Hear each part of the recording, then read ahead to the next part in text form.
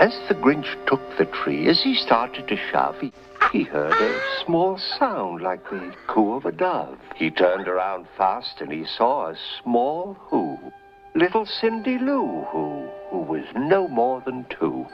She stared at the Grinch and said, Santa Claus, why?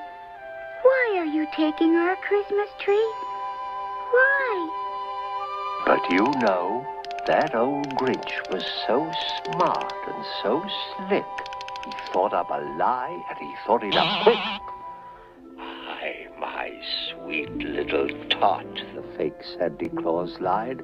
"There's a light on this tree that won't light on one side. So I'm taking it home to my workshop, my dear. I'll fix it up there, then I'll bring it back here." And his fib fooled the child. Then he patted her head and he got her a drink and he sent her to bed. And when Cindy Lou Who was in bed with her cup, he crept to the chimney and stuffed the tree up.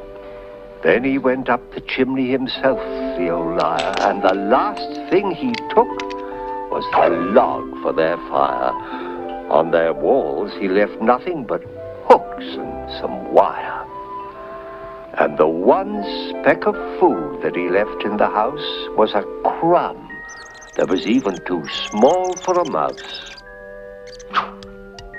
Then he did the same thing to the other Who's houses, leaving crumbs much too small for the other Who's mouses. You nauseate me, Mr. Grinch, with a nauseous super nos.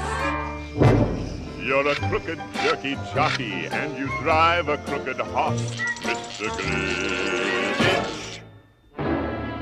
Your soul is an appalling dump heap, overflowing with the most disgraceful assortment of rubbish imaginable, mangled up in tangled up knots.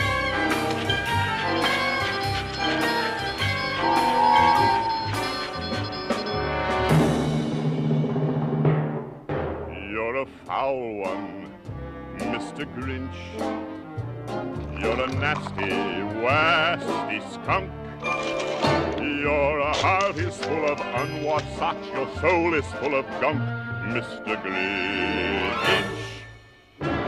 The 3 words that best describe you are as follows, and I quote: stink, stank, stunk.